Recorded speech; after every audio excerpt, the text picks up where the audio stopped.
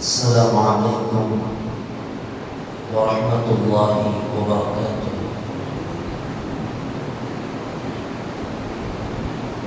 بسم الله العظيم القدرة والشان،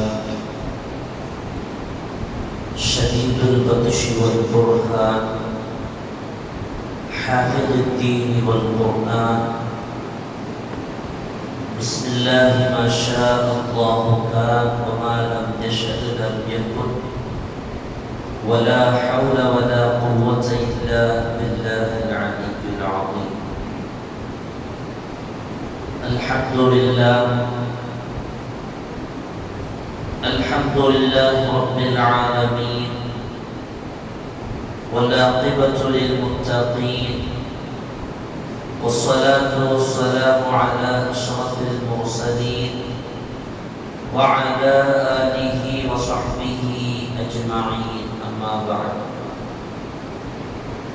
فقد قال الله تعالى في القرآن العظيم والفرقان المجيد: أعوذ بالله من الشيطان الرجيم، بسم الله الرحمن الرحيم.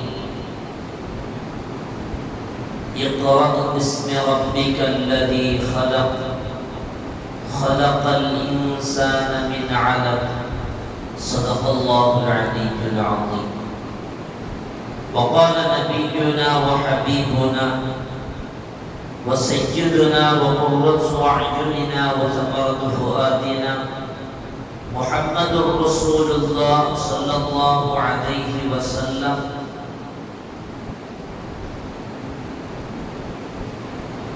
طلب العلم فريضة على كل مسلم ومسلمة.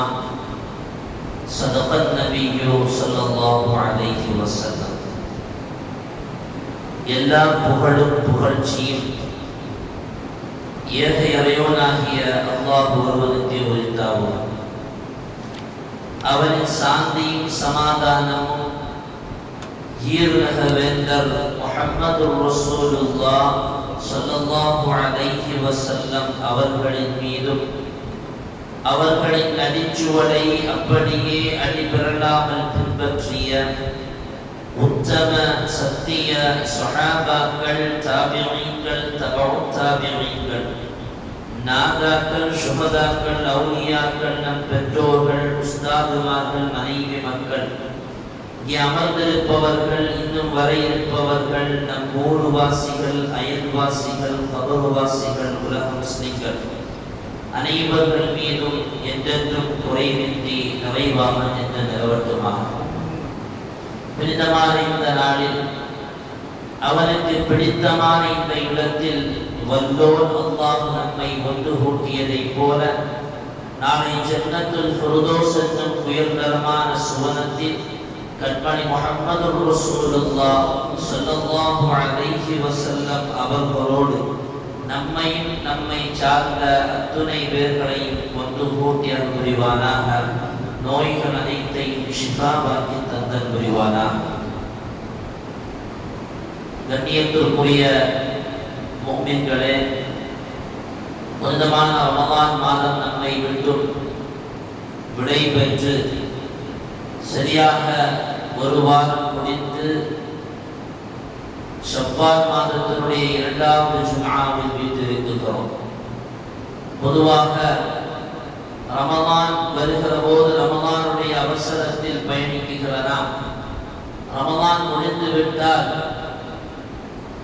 நம்முடைய பிள்ளைகளின் மழலைகளின் மார்க்க கல்வி சம்பந்தமாக ஆலோசிக்கிற நிலைகள் நமக்கு உண்டாகும். பொதுவாக நீண்ட விடுமுறை ரமலானுக்கு பிறகு மக்தப மதரசாக்களும் ஆலிமா ஓதுகிற அரபிக் கல்லூரிகளும் கல்வியாண்டை துவங்கும் இந்த தருணத்தில் நம்முடைய பிள்ளைகளின் மார்க்கம் சார்ந்த ஞானங்கள், நல்லொழுக்கங்கள், அவர்களுடைய எதிர்காலத்தில் அவர்களோடு பயணிக்க வேண்டும் என்கிற சிந்தனையோடு இந்த கல்வியாண்டை, மதரசாவினுடைய இந்த கல்வியாண்டின் துவக்கத்தை நாம் கொஞ்சம் அசை போட வேண்டும். பொதுவாக உலக கல்வி சார்ந்த பொது தேர்வு முடிந்ததற்கு பிறகு ப்ரீகேஜி முதல் காலேஜ் வரை அடுத்த கல்வி ஆண்டு துவங்குகிற போது நம்முடைய பிள்ளைகளை எங்கு சேர்க்கலாம், காலேஜ் படிக்கிற வயதாக இருந்தால் என்ன டிபார்ட்மெண்டில் அவர்களை சேர்க்கலாம், இப்படி பல ஆலோசனைகள் நம்முள் போட்டு நாம் செய்வது மாத்திரமல்லாமல் அந்த துறை சார்ந்த அது சம்பந்தமான ஞானம் உள்ளவர்களோடும் ஆலோசனை செய்து சரியான ஒரு தீர்வை காணும் வரையிலையும் நாம் நம்முடைய அந்த பயணத்தை நிறுத்துவதில்லை. காரணம், கற்றோருக்கு செல்லும் இடமெல்லாம் மதிப்பு உண்டு, மரியாதை உண்டு, அந்தஸ்து உண்டு, நல்ல கை நிறைய சம்பளம் உண்டு, நல்ல எதிர்காலம் உண்டு. எனவே துன்யா சார்ந்த இந்த அத்துணை அந்தஸ்தோடு நம்முடைய பிள்ளைகள் வாழ வேண்டும், பயணிக்க வேண்டும் என்பதற்காக அது சம்பந்தமாக நீண்ட ஒரு பயணத்தை கூட நாம் மேற்கொள்வதற்கு எந்த தடையும் காட்டுவதில்லை. உண்மையில் இது பாராட்டுக்குரிய விஷயமும், பெற்றோர்கள் என்றால், பொறுப்பான பெற்றோர்கள் என்றால் இப்படித்தான் இருக்க வேண்டும் என்பதும் கூட. ஆனால் இங்கே கவனிக்க வேண்டிய ஒரு செய்தி உண்டு. இரவு பகல் பாராமல் கஷ்டப்பட்டு இரத்தத்தை வேர்வையாக்கி தன்னுடைய பிள்ளை உயர்ந்தவனாக உலகத்தில் வாழ வேண்டும், யாருக்கும் அவன் சோடை போய்விடக் கூடாது, கண்ணியத்தோடு வாழ வேண்டும் என்று நினைக்கிற தாய்மார்கள், பெற்றோர்கள் அவர்களுடைய உலக கல்விக்காக வேண்டி இவ்வளவு தூரம் கஷ்டப்படுகிறனா, அந்த கல்வி அவர்களுக்கு போதிக்கப்பட்டதற்கு பின்னால் அவர்கள் மாத்திரம் அந்த கல்வியை கொண்டு பிரயோஜனம் பெற்றால் அது போதுமாகாது. அந்த உலக கல்வி அவர்கள் கற்று உயர்ந்த இடத்திற்கு போனதற்கு பின்னால் அவர்களை இந்த உயர்ந்த இடத்திற்கு கொண்டு போய் அமர வைத்த அந்த பெற்றோர்களையும் அவர்கள் கவனிக்க வேண்டும். எப்படி தங்கள் சிறுபிள்ளையாக இருக்கும் போது தங்களை பராமரித்தார்களோ, தங்களுக்கு வேண்டியவைகளை செய்தார்களோ, இதை போல அவர்களும் நமக்கு திரும்ப கைமாறு செய்தால் மட்டும்தான் அந்த உலக கல்வி அவர்களுக்கு நாம் இவ்வளவு கஷ்டப்பட்டு கொடுத்ததற்கான பிரயோஜனத்தை நாமும் பெற முடியும். தமிழில் ஒரு சொல் அல்லவா, வந்த வழியை மறக்க கூடாது, ஏறி வந்த ஏரியை எட்டி உதைக்க கூடாது. எப்போதும் நம்மை இவ்வளவு தூரத்திற்கு கொண்டு போய் அமர வைத்து அழக பார்க்கிற இந்த பெற்றோர்களை, அதற்கு உறுதுணையாக இருந்த உற்றார்களை, அதற்கு ஆலோசனை வழங்கிய ஊரார்களை, அது சார்ந்து யாரெல்லாம் பயணித்தார்களோ அத்தனை பேர்களையும் இந்த உயர்கல்வி கற்று உயர்ந்த இடத்தில் இருக்கிற இந்த மகனார் அல்லது மகளார் திரும்பி ஒரு பார்வை பார்க்க வேண்டும். அப்படி ஒரு கல்வியை கொடுத்தால் மட்டும்தான் அந்த கல்வியை கொண்டு நாமும் பிரயோஜனம் பெற முடியும். ஆனால் அதையெல்லாம் தாண்டி இன்றைக்கு பெற்றோர்கள் வேண்டாம், கற்றுத்தந்த ஆசிரியர்கள் வேண்டாம், பெற்றோருக்கு நம் கல்வி கற்பதற்கு உறுதுணையாக இருந்த அந்த ஊரார்கள் பெற்றோர்கள் வேண்டாம் என்று உதவி சென்றால் நாம் இவ்வளவு கஷ்டப்பட்டு அந்த கல்வியை கற்றுக் கொடுத்ததற்கு எந்த பிரயோஜனத்தையும் நாம் பெற முடியாது. இன்றைக்கு இருக்கிற சூழல் இந்த உலக கல்வி மட்டுமே போதும் என்று பயணிப்பதினால் எவ்வளவு சங்கடங்களை, எவ்வளவு சிரமங்களை, எவ்வளவு மனவேதனைகளை எத்தனையோ பெற்றோர்கள் தங்களுடைய வீட்டுக்குள்ளால் பூட்டி வைத்து குமரி அழுகிறார். எத்தனையோ பெற்றோர்கள் வாழுகிறார். எத்தனையோ ஊரார்கள் அந்த பிள்ளைகளால் பாதிக்கப்பட்டிருக்கிறார்கள். எத்தனையோ ஸ்கூல் ஆசிரியர்கள், பள்ளிக்கூடங்கள் இவர்களால் கஷ்டப்படுகிறது என்றால் அது மிகையான வார்த்தை அல்ல. படிக்கிற புத்தகங்கள் மீது ஏறி நிற்பது, படிப்பதற்காக வேண்டி ஏற்பாடு செய்யப்பட்டிருக்கும் மேஜைகள் மீது ஏறி நிற்பது, அதன் மீது ஏறி நிற்பது ஒரு மரியாதைக்கேது. அதை தாண்டி அதில் ஆட்டம் பாட்டம் என கொண்டாட்டத்தோடு கொண்டாடியதற்கு பின்னால் அதை வீடியோ எடுத்து இன்ஸ்டாகிராம் போன்ற தளங்களில் பதிவு செய்து பெருமை பீட்டுகிற எத்தனையோ வாலிபர்கள், வெறும் கல்வி மாத்திரமே போதும் என்று முன்வருகிற பெற்றவர்களுக்கு இதுவெல்லாம் பெரிய சோதனையாக பின்னால் அமைகிற பொழுதுதான் சிந்திக்கிறார்கள். நம் பிள்ளைக்கு வெறும் கல்வி போதாது, அவனுக்கு ஒழுக்கம் சார்ந்த கல்வியும் வேண்டும். பிறகு கண்ணீர் வடித்து என்ன பிரயோஜனம்? அருமையானவர்களே, எனவே தான் பெருமானார் ஸல்லல்லாஹு அலைஹி வஸல்லம் அவர்கள் துஆ செய்தார்கள், அல்லாஹும்ம இன்னி அஊது பிக மின் இல்மின் லா யன்ஃபா. ரஹ்மானே, பிரயோஜனம் இல்லாத கல்வியை விட்டும் உன்னிடத்தில் நான் பாதுகாப்பு தேடுகிறேன். நாயகம் ஜாமிஉல் மானியாக பேசக்கூடியவர், ஜவாமிஉல் கலிமுடையவர். ஒரு வார்த்தை சொன்னால் அந்த வார்த்தை பெருமானார் அவர்களுடைய வாயிலிருந்து வருகிற பொழுது சுருக்கமான வார்த்தையாக இருக்கும். ஆனால் 1000 அர்த்தங்களை கொண்ட வார்த்தை. பிரயோஜனம் இல்லாத கல்வியினால் இந்த உலகமும் நாளை மறுமையும் நமக்கு பெரிய நஷ்டத்தை தான் தரும். அதில் எந்த மாற்று கருத்தும் இல்லை.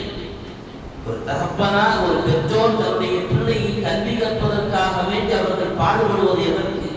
இவன் கல்வி கற்று இவனால் சமூகம் நன்மை பெற்று, இவனால் நாமும் நன்மை பெற்று, இவனால் நம்முடைய இன்மையும் மறுமையும் சிறக்க வேண்டும், அவனுக்கும் இன்மையும் மறுமையும் சிறக்க வேண்டும் என்கிற நோக்கத்தோடு தான், நன்னோக்கத்தோடு தான் அவருக்கான கல்வி பயணத்திற்கு இவர்கள் பாடுபடுகிறார்கள். அந்த நோக்கமெல்லாம் சின்ன பின்னமாகிவிட்டால் அந்த கல்வி பிரயோஜனமான கல்வியே இல்லை. எத்தனை எத்தனை எத்தனை பெற்றோர்கள் இன்றைக்கு கல்வி படிக்கிறார்கள்.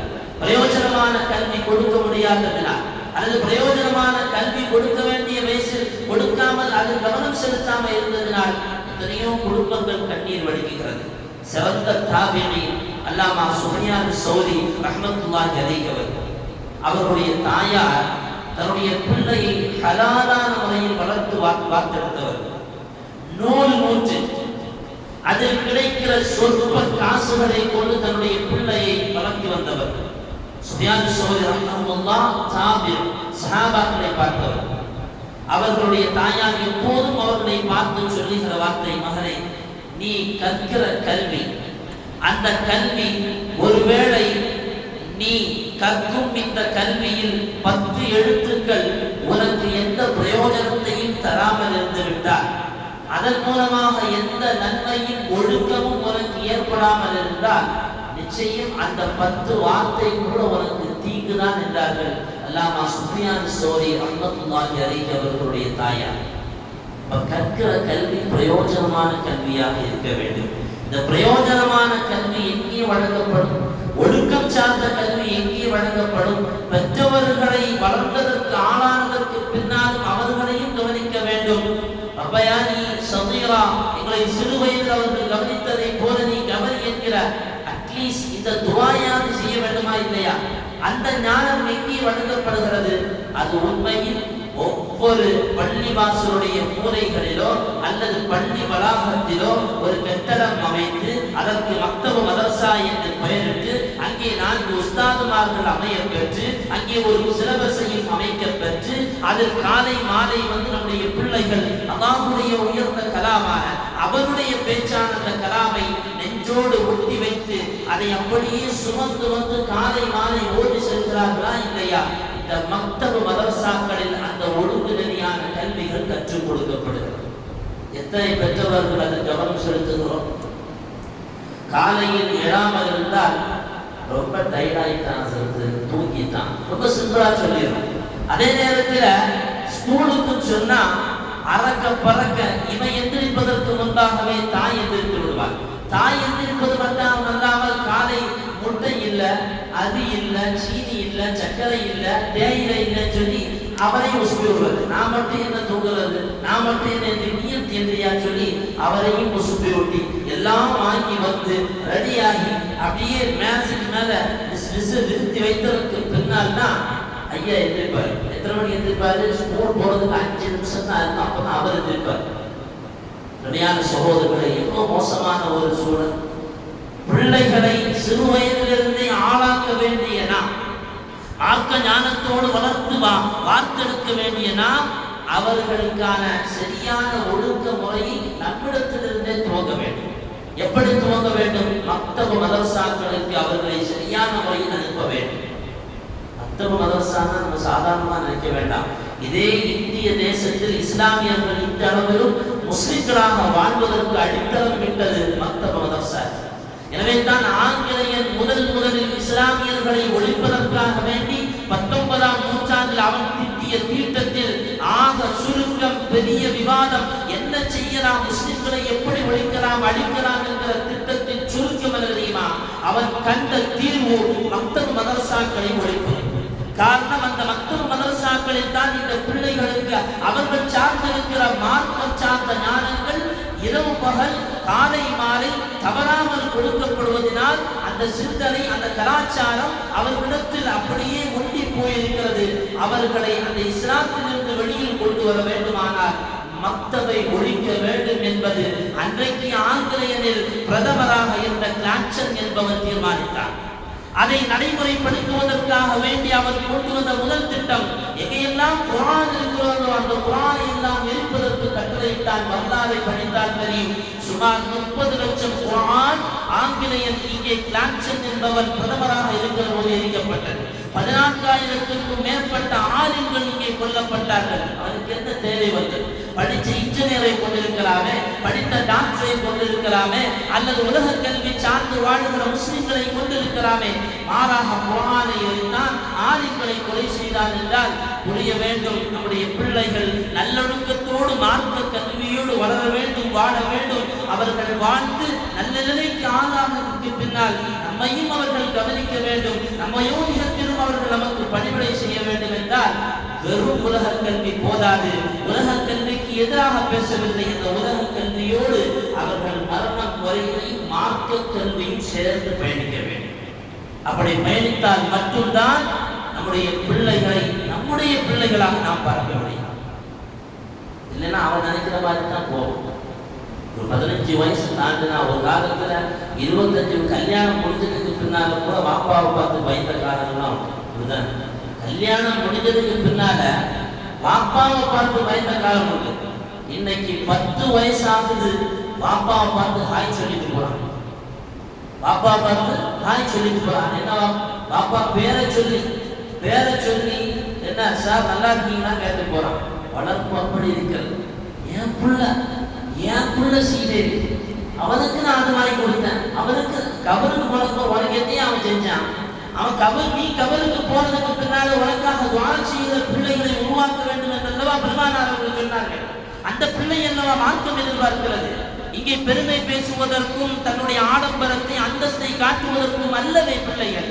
பெருமானார் ஸல்லல்லாஹு அலைஹி வஸல்லம் அவர்கள் சொன்னார்கள், இந்த உலகத்தை விட்டு ஒருவர் பிரிகிற பொழுது 3 விஷயம் மட்டும்தான் அவர் விட்டு செல்கிறார். அவருடைய பொருளாதாரம் அழிந்துவிடும், அவருடைய குடும்பம் பிரிந்துவிடும், அவருடைய அந்தஸ்து எல்லாம் மறைந்து போய்விடும். 3 விஷயம் மட்டும்தான் இந்த உலகத்தில் நிலைத்திருக்கும். எம்பெருமான் சொன்ன முதல் செய்தி, அவர் கொடுத்து விட்டு சென்ற நிலையான தர்மம். ஒரு பள்ளிவாசலை கட்டி கொடுத்தான், ஒரு மதரசாவை கட்டி கொடுத்தான், மதரசாவில் ஓதுகிற பிள்ளைகளுக்கு குர்ஆனை எடுத்து சொந்தமாக்கி கொடுத்தான். ஒரு கிணறை தோண்டி அதிலிருந்து பொதுமக்கள் பொதுஜனங்கள் பிரயோஜனப்படுகிற இப்படியெல்லாம் ஒரு நிலையான தர்மத்தை உருவாக்கி விட்டவர் சென்றால் அதிலிருந்து மக்கள் பிரயோஜனப்படுகிற காலமெல்லாம் அவருடைய கபருக்கு நன்மை போய்கொண்டே இருக்கும். அவருடைய மன்மைக்கு அது பதில் சேர்த்து கொண்டே இருக்கும். இரண்டாவது பெருமானார் ஸல்லல்லாஹு அலைஹி வஸல்லம் அவர்கள் சொன்னார்கள், பிரயோஜனமான கல்வி. ஒருவருக்கு கல்வியை போதித்து கொடுத்து அந்த கல்வியை கற்றுக்கொண்ட அந்த மனிதர் 10 பேருக்கு கல்வியை கற்றுக் கொடுக்கிறார். அதனால் மக்கள் பிரயோஜனப்படுகிறார்கள், நன்மை விரிவடைகிறது என்று சொன்னால் அந்த பிரயோஜனமான கல்வியினால் அந்த கபரில் இருப்பவருக்கு நன்மை கிடைக்கும். நாயகம் அவர்கள் 3வது சொன்ன செய்தி, பெருமானார் அவர்கள் அடிக்கடி சொல்லுகிற 3வது செய்தி என்ன தெரியுமா? அவனுக்காக வேண்டி, அந்த தகப்பனுக்காக, அந்த தாய்க்காக வேண்டி துஆ செய்கிற சாலிஹான பிள்ளையை விட்டு செல்வான். இந்த நோக்குல எத்தனை பிள்ளைங்க பாப்பாவுக்கு துஆ செய்வாங்க. யா அல்லாஹ், என்னுடைய பாப்பாவுக்கு நீண்டாயிலை வழங்குவாயாக. ரஹ்மானே, என்னுடைய பாப்பாவுக்கு நீ நோயை ஷிஃபாவாக்குவாயாக. நான் நினைக்கிறேன் கேட்டிருப்பான் துஆ, யா அல்லாஹ், இவருடைய தொல்லையிலிருந்து என்னை நீ பாதுகாப்பாயாக, இவரை வெளிநாட்டுக்கு நீ அனுப்புவாயாக, நிம்மதியாக ஊர் சுற்றி வர முடியவில்லை, 12 மணி எல்லாம் வந்து அவர் அடிக்கிறார், இப்படி வந்து துஆ செய்திருப்பான். அருமையானவர்களை, இதை மாற்றி அவன் துஆ செய்ய வேண்டும். பாப்பாவுடைய நலனுக்காக துஆ செய்ய வேண்டும். அப்படி ஒரு பிள்ளையை உருவாக்கினால் பெருமானார் ஸல்லல்லாஹு அலைஹி வஸல்லம் அவர்கள் சொல்லுகிறார்கள், நாளை மறுமையில் ஒருவன் சுவனத்திற்குள்ளாக நுழைவான். இன்ன ரஜுல லதுர்ஃபஉ தரஜத்துஹு ஃபில் ஜன்னah. சூரத்தில் ஒருவன் அப்படியே நுழைந்து கடந்து போகிற பொழுது அவருடைய அந்தஸ்து உயர்த்தப்பட்டு கொண்டே இருக்கும். அல்லாஹ்விடத்தில் கேட்பானாம், அன்னா ஹாதா, இது என்ன? நான் இவ்வளவு அமலெல்லாம் ஒன்றும் செய்யவில்லையே, என்னுடைய அந்தஸ்து உயர்த்தப்பட்டு கொண்டே இருக்கிறது என்று கேட்கிற பொழுது அவருக்கு பதில் சொல்லப்படும், ஃபயுகால் பிஇஸ்திக்ஃபாரி வலதிக லக், நீ இந்த உலகத்தில் அங்கிருந்து நீ வெளியில் வரும்போது விட்டு சென்று வந்தாயே ஒரு மடலையை, ஒரு சாலிஹான பிள்ளையை, அந்த பிள்ளை உனக்காக கேட்ட துஆவுடைய அந்தஸ்து தான் இந்த சுவனத்தில் இதோ உயர்ந்து கொண்டிருக்கிறது என்று அந்த மனிதனுக்கு பதில் சொல்லப்படும் என்றார்கள் முஹம்மது ரசூலுல்லாஹி ஸல்லல்லாஹு அலைஹி வஸல்லம். அல்லாஹ் அந்த வாக்கியத்தை நமக்கு தருவானாக. சாலிஹான பிள்ளைகளாக நம்முடைய பிள்ளைகள் வளர்ந்து ஆளாக வேண்டும் என்றால் பொது கல்வி மாத்திரம் போதாது, மார்க்க கல்வியும் வழங்க வேண்டும். காலை மாலை மற்றவருக்கு என்ன கஷ்டமாக இருந்தாலும் அந்த பிள்ளைகளை அனுப்புவதற்கு நாம் வர வேண்டும். அந்த பிள்ளைகள் காலையில் மற்றவருக்கு வாராங்க, எங்க வாரம் தெரியுமா? சொர்க்கத்துக்கு வாராங்க.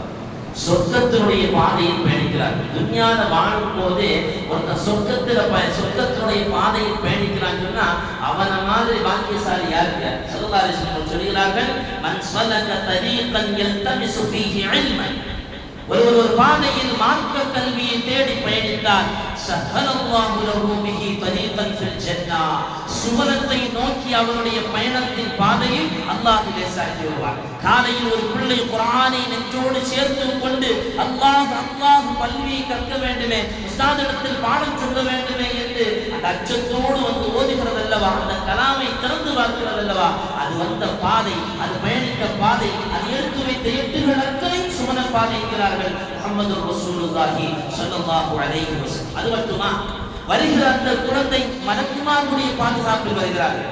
இன்னல் மலாயிகத லதضعu அஜ்னிஹதஹா லிதாலிபில் இல்ம், ஒரு மாணவன் அவன் மதரசாவிற்கு வருகிற பொழுது அவன் மலக்குகளுடைய பாதுகாப்பில் வருகிறான். என்ன காரணம் அந்த பாதுகாப்பு கிடைப்பதற்கு? ரிதம்பிமா யஸ்னஉ, அவன் கற்கிற அந்த கல்வி அல்லாஹ் பொருந்திக் கொண்ட கல்வி, அல்லாஹ் பொருந்திக் கொண்ட கல்வியை மலக்குகள் பொருந்திக் கொண்டதினால் அந்த பிள்ளைகளுக்கு அந்த மலக்குமார்கள் சிறகுகளை கொண்டு அரவணைத்து பாதுகாப்பாக மதரசாவிற்கு வருகிறார்கள். நாயகம் சொல்லிவிட்டு சொன்னார்கள், வஇன்னஹு லதஸ்தக்ஃபிரு லஹு ذுனூபில் பஹர், அந்த குழந்தையினுடைய பாவத்திற்காக வேண்டி கடல் வாழ்கிற உயிரினங்கள் வரையிலும் அல்லாஹ்விடத்தில் பாவ மன்னிப்பு தேடும். இதெல்லாம் ஜும்மால கேட்கும் போது ஃபுல் எனர்ஜியா அந்த மாதிரி இருக்கும். ஜும்மா முடிஞ்சு கதை ஓடுதாங்க ஒரு உதறிட்டு நேரம் ஒரு பிஸ்மில்லாஹ் முடிச்சு வீட்டுல போனா மதரசாவும் இல்லை, ஒண்ணும் இல்லை, ஓதலும் இல்லை, தொழுகையும் இல்லை, குடும்பத்தோட கால சுபூக்கு தூக்கும், பிஸ்மில்லாஹ் தூக்கும். தாய் எழுப்பி விட்டால் கூட சில தகப்பனார்கள் தாலாட்டி பிள்ளைகளை உறக்காட்டுவது பெரிய ஒரு கைசீதமான விஷயம். காலையில் எழுந்து பிள்ளைகளை மதரசாவிற்கு அனுப்ப வேண்டும், அந்த பிள்ளைகளோடு நாமும் ஸ்கூலுக்கு வர வேண்டும். எத்தனையோ ஜும்மால கேட்ட பிரயோஜனம் இல்லையே. இமாம் அஹ்மது பின் ஹம்பல் ரலியல்லாஹு அன்ஹு அவர்களுடைய தாயாரை பற்றி 10 லட்சத்துக்கும் மேற்பட்ட ஹதீஸ்களை ஃபிக்ஹ் வைத்திருந்த இமாம் அஹ்மது பின் ஹம்பல் ரலியல்லாஹு சொல்கிறார்கள், நான் ஏன் தெரியுமா இவ்வளவு பெரிய ஆலிமானே, இத்தனை லட்சம் ஹதீஸை எப்படி தெரியுமா மனப்பாடம் செய்தேன்? என்னுடைய தாயார் தான் காரணம். நம் பிள்ளை சொல்லுவான், நான் ஏன் தெரியுமா பைக்கில் தலைகீழா போகிறேன், நான் ஏன் தெரியுமா இப்படி ஆனேன்? என்னுடைய தகப்பனார் அன்னைக்கு எழுப்பாத்துகிறார். அஹ்மது பின் ஹம்பல் ரலியல்லாஹு தாயாரை பற்றி அவர் சொல்லுகிறார், என்னுடைய உம்மா சின்ன வயசுல பனிகாலம் என்று கூட பார்க்காமல் என்னை உசுப்பி விடுவார். என்னை உசுப்பி விட்டு மாத்திரம் அல்லாமல் நான் எழுந்ததற்கு பின்னால் சுடுநீரை காய்த்து எனக்கு முன்னால் வைத்து உது செய்ய சொல்லுவார். நான் உது செய்ததற்கு பிறகு என்னுடைய தாயார் என் கரத்தை பிடித்து பள்ளியில் பாங்கோசை கேட்கும், முஅத்தின் சாஹிப் அல்லாஹு அக்பர் என்று சொல்லுவார். என் தாய் பள்ளிவாசலுடைய நடையில் கொண்டு போய் என்னை நிறுத்த வைத்து இமாம் வந்ததற்கு பிறகு என்னை பள்ளிக்குள்ளார் அனுப்பி நான் தொழுது முடிக்கும் வரையிலையும் என் தாயார் இந்த வாசலிலேயே நிற்பார்.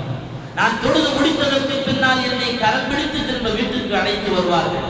அருமையான சகோதரர்களை, அன்றைக்கு இருந்த தாயார்கள் அப்படி பிள்ளைகளை பக்குவப்படுத்தினால்தான் இன்றைக்கும் இந்த SNO MMT ஜும்மா வேளையில் நம்முடைய நாவுகளில் அஹ்மது பின் ஹம்பல் ரலியல்லாஹு அன்ஹு பேர் வருகிறது. கான்ஸ்டான்டினோபிளை வென்றெடுத்த முஹம்மது அல்-ஃபாத்திஹ் ரஹ்மத்துல்லாஹி அலைஹி அவர்கள் எப்படி வென்றார்கள்? அவருடைய தாயாரை பற்றி சொல்லுகிறார்கள். தாயார் அதிகாலையில் எழுந்து அங்கிருக்கக்கூடிய அந்த கடலோர பகுதியில் தன் மகனை கரம் பிடித்து கொண்டு போய் சென்று விட்டு சொல்வார், சொல்வார்களாம், அதோ தெரிகிறதே அந்த கட்டிடங்கள், உயர்ந்த கட்டிடங்கள், இந்த கட்டடத்தை நன்றாக பார்த்துக்கொள். எம்பெருமான் மதீனத்து மண்ணில் வைத்து சொன்ன வார்த்தை, இந்த கட்டிடத்தை எல்லாம் ஒருவர் வென்றெடுப்பார், இந்த கட்டடத்தை எல்லாம் ஒருவர் வென்றெடுப்பார், அதற்கு ஒரு தளபதி இங்கே வருவார், அந்த தளபதி நீயாக இருக்க வேண்டும் என்று எம்பெருமானுடைய வாயிலிருந்து வந்த அந்த வார்த்தைக்கு சொந்தக்காரனா மகனே முகமது அல் ஃபாத்திஹ் நீ ஆக வேண்டும் என்று தாயார் அதிகாலையில் அந்த கடற்கரை ஓரத்தில் அழைத்தவர்களை ஊட்டி வளர்த்தார்கள் என்றால், பிள்ளைகளுக்கு ஒழுக்கமுள்ள கல்வியையும் கொடுக்க வேண்டும். வெறும் பொது கல்வியை மாத்திரம் கொடுத்தால் போதாது. ஒரு காலத்தில் பிள்ளைகளை அடித்தால் மதரசாலையெல்லாம் கொண்டு போய் விடும்போது சொல்ற வார்த்தை எனக்கு பெரியவங்களுக்கு இது, கண்ணை மட்டும் விட்டுருங்க உஸ்தாது, மற்ற இடத்துல தோல் ஊச்சு அதுதான். சில நேரங்களில் முட்டு கீழே பேர்த்துருங்கப்பா. இன்னைக்கு இப்படி கை நீட்டினா நேர போலீஸ் ஸ்டேஷன். என்ன காரணம்? உஸ்தாது திட்டாரு, ஆசிரியர் திட்டாரு, அந்த பொழப்புக்காக வேண்டி வந்து உட்கார்ந்துருப்பாரு, இப்படிதான் கை நீட்டிருப்பாரு, அவர் கடைசியில் கம்பியணும். அருமையானவர்களே, பிள்ளைகள் அடி கொடுக்க வேண்டிய இடங்களில் அடி கொடுக்கப்பட வேண்டும், தண்டிக்கப்பட வேண்டிய இடங்கள் தண்டிக்கப்பட வேண்டும். யாரும் அனாவசியமாக அநியாயமாக யாரும் அடிப்பதில்லை. கொஞ்ச நேரம் 1 மணிக்கூர் தூங்குறீங்கல்ல, வந்து மத்த மதரசா வந்து உட்கார்ந்து இந்த 30 பிள்ளைகளை சமாளிச்சு பார்த்தா தெரியும், அடிக்காதவங்க அடி கொடுக்கும். அல்லது ஸ்கூல்ல காலைல 9 மணிக்கு போயிட்டு மத்தியானம் 3 மணி வரைக்கும் ஒன்றும் பாடலாம் நடத்த வேண்டாம், அந்த டீச்சர் வேண்டாம், சார் பக்கத்துல போய் உட்காருங்க. என்ன நிலைமை? நம்ம பிபி எங்கேயோ போயிடும். அருமையானவர்கள், எனவே தண்டிக்கப்பட வேண்டிய இடத்தில் தண்டிக்கப்பட வேண்டும் என்றால் தான் இந்த பிள்ளைகள் உருவாக்கப்படுவார்கள். சையதுனா மாலிக் ரஹிமஹுல்லாஹ், மதீனாவுடைய ஆலிம், இமாம் என்று பேசப்பட்ட மாலிக் ரஹிமஹுல்லாஹ் அவர்களிடத்தில் ஹிஷாம் இப்னு அம்மார் ரஹ்மத்துல்லாஹி அலைஹி அவர்கள் கல்வி கற்பதற்காக செல்கிறார். அவர்கள் சொல்லுகிறார்கள், என்னுடைய தகப்பனார் எங்களுடைய வீடை விற்றார்கள் நான் கல்வி கற்பதற்காக. 20 தீனாருக்கு என் வீடை விற்று அந்த காசை என்னிடத்தில் கொடுத்து நீ நேராக மக்காவிற்கு சென்ற ஹஜ் உம்ராவை எல்லாம் முடித்துவிட்டு மதீனாவிற்கு சென்றால் பிரகாசமான ஒரு மனிதர் அமர்ந்திருப்பார், அவருடைய பாட அறையில் சென்று நீ ஹதீஸை கற்க வேண்டும் என்று சொன்னார்கள். நான் கடந்து சென்றேன், மதீனாவிற்கு போனேன். கம்பீர தோற்றத்தோடு, அரசரை கூட வென்று விடுகிற தோற்றத்தில் கம்பீரத்தோடு சையதுனா மாலிக் ரஹிமஹுல்லாஹ் அமர்ந்திருந்தார்கள். பக்கத்தில் போய் சலாம் சொல்லிவிட்டு எனக்கு கற்றுத்தாருங்கள் என்று சொன்னேன். அவர்கள் சொன்னார்கள், உனக்கு தெரிந்ததை படித்தார்கள். நான் திரும்பவும் கேட்டேன், எனக்கு திரும்பவும் கற்றுத்தார்கள் என்று. தெரிந்ததை படித்தார்கள். அவங்க வேலையில் இருந்தாங்க, ஹதீஸ்கள் எழுதி கொண்டிருந்தார்கள். நான் அவர்களை தொல்லை செய்யும் முகமாக என்னுடைய கல்வியின் மீது உண்டான ஆர்வத்தில் திரும்ப கேட்டதனால் சையதுனா மாலிக் ரஹிமஹுல்லாஹ் ஒரு நபரை அழைத்து எனக்கு 15 அடி கொடுக்க சொன்னார். அவர் என்னை அழைத்து கொண்டு போய் 15 அடி கொடுத்தார். நான் செய்த இந்த தவறுக்கான அடிதான். ஆனால் அடி கொடுத்ததற்கு பிறகு திரும்ப என்னை அழைச்சிட்டு வந்து இமாம் மாலிக் ரஹிமஹுல்லாஹ் பக்கத்தில் நிறுத்தி நீங்க சொன்னது மாதிரி அடிச்சுட்டேன்னு சொன்னப்போ நான் சமயோசிதமாக மாலிக் ரஹிமஹுல்லாஹ் அவர்களை பார்த்து சொன்னேன், கல்வியை தேடி வந்த எனக்கு 15 அடி கொடுத்து அநியாயம் செய்து விட்டீர்கள், நீங்கள் அல்லாஹ்விடத்தில் பதில் சொல்ல வேண்டும். இமாம் மாலிக் ரஹிமஹுல்லாஹ் சொன்னாங்கன்னா நான் என்ன செய்யும்? இந்த இறைநேசர்கள், இறை அச்சம் உள்ளத்தில் நிறைந்திருப்பவர்கள் அல்லாஹ்ட்ட பதில் சொல்லுங்க கீழே வந்துடுவாங்க. நிறைய வரலாற்று செய்திகள் உண்டு. சரினா மாலிக் ரஹிமஹுல்லாஹ் என்ன பரிகாரம் என்று கேட்டார். இந்த 15 அடிக்கும் நீங்க எனக்கு 15 தடவை ஐன்னு சொல்லி தரணும்னு சொன்னாங்க. சையதுனா மாலிக் ரஹிமஹுல்லாஹ் அவர் பக்கத்தில் உட்கார வச்சு 15 தடவை இது கொடுத்தாங்க. அப்போ அவர் திரும்ப கடைசியில் சொன்னாராம், ஃபஹத்தஸ்னி பி 15 ஹதீஸன், 15 ஹதீஸ் எனக்கு நீங்க கற்றுத்தாங்க. முடிச்சதுக்கு பின்னால அடுத்த பாடமெல்லாம் முடிஞ்சதுக்கு பின்னால் அந்த 15 அடிக்கு பரிகாரம் முடிந்த பிறகு நான் அவர்களிடத்தில் சொன்னேன், திரும்ப என்ன அடிக்கிறேன், திரும்பவும் என்ன அடிக்க. அப்படி அடித்தால் திரும்பவும் எனக்கு ஹதீஸை கற்றுக் கொடுப்பீர்கள் அல்லவா, அந்த வாக்கியம் எனக்கு கிடைக்கும் அல்லவா என்று இமாம் மாலிக் ரஹிமஹுல்லாஹ் அவர்களிடத்தில் அவர் சொன்ன போது மாலிக் ரஹிமஹுல்லாஹ் சிரித்து விட்டு சொன்னார்களாம், இது எழுந்து செல்கின்றார். அருமையானவர்களே, கல்விக்காக வேண்டி அடி வாங்கியதினால் இன்றைக்கும் அவர்கள் பேசப்படுகிறார்கள், நல்லொழுக்கத்தோடு வளர்க்கப்படுகிறார்கள். அவர்களுடைய பெற்றவர்களுக்காக துஆ செய்கிறார்கள் அல்லவா. இந்த பாக்கியம்தான் நம்முடைய பிள்ளைகளுக்கு நாம் கொடுக்கிற கல்வி பிரயோஜனமான கல்வியை தரும். எனவே மக்தப மதரசாக்கள் துவங்குகிற இந்த காலத்தில் நம்முடைய பிள்ளைகளை சரிவர காலை மாலை எந்த காரணங்களும் சொல்லாமல் 1 மணி நேரம். அந்த 1 மணி நேரத்தில் காலையில் ஒரு செக்ஷன், மாலையில் ஒரு செக்ஷன். காலையில் வர்றவங்க சாயங்காலம் வர்றது கிடையாது, சாயங்காலம் வர்றவங்க காலையில் வர கிடையாது. அப்போ ஒரு நாளைக்கு 1 மணி நேரம் தான் இந்த குர்ஆனோடு தொடர்போடு இருக்கிறார். அந்த பாக்கியத்தை விளக்க செய்து நம்மை பற்றிய சிந்தனை அந்த பிள்ளைகளுக்கு வளரும் காலத்தில் அவர்களிருந்து பிரித்து விடாமல் நாம் பாதுகாத்துக் கொள்ள வேண்டும். மக்தப மதரசாக்கள் எல்லா இடங்களும், உலகமெங்கும் மக்தப மதரசாக்கள் துவங்குகிற அந்த நேரத்தில் பிள்ளைகளை கொண்டு போய் சேர்த்து அவர்கள் மார்க்க கல்வியோடு வளர்வதற்கான எல்லா ஏற்பாடுகளையும் பெற்றோர்களாகிய நாம் செய்ய வேண்டும். இன்ஷா அல்லாஹ் வருகிற புதன்கிழமை நம்முடைய பள்ளிவாசலுடைய வளாகத்தில் அமைய பெற்றிருக்கக்கூடிய ஷேக் நூருத்தீன் வலியுல்லாஹ் மக்தப மதரசா புதன்கிழமை காலை இன்ஷா அல்லாஹ் திறக்கவிருப்பதனால் பிள்ளைகள் எல்லாம் அதில் எப்போதும் போல வருவதற்கு பெற்றோர்கள் இன்ஷா அல்லாஹ் முயற்சி செய்ய வேண்டும். புது பிள்ளைகள் இருந்தால் அவர்களை கொண்டு சேர்க்க வேண்டும். அவருடைய மார்க்க கல்விக்கு நாம் உறுதுணையாக நின்று பயணிப்போமாக. அல்லாஹ் சுப்ஹானஹு வ தஆலா எல்லாவித ஆபத்துகளிலிருந்தும் நம் அனைவர்களையும் பாதுகாத்து, குறிப்பாக பிள்ளைகள் நம்முடைய மரணத்திற்கு பின்னால் நமக்காக துஆ செய்யக்கூடிய பாக்கியம் பெற்றவர்களாக அல்லாஹ் நம்மை ஆக்கிரமிப்பானாக. வஆஹிரு தஅவானா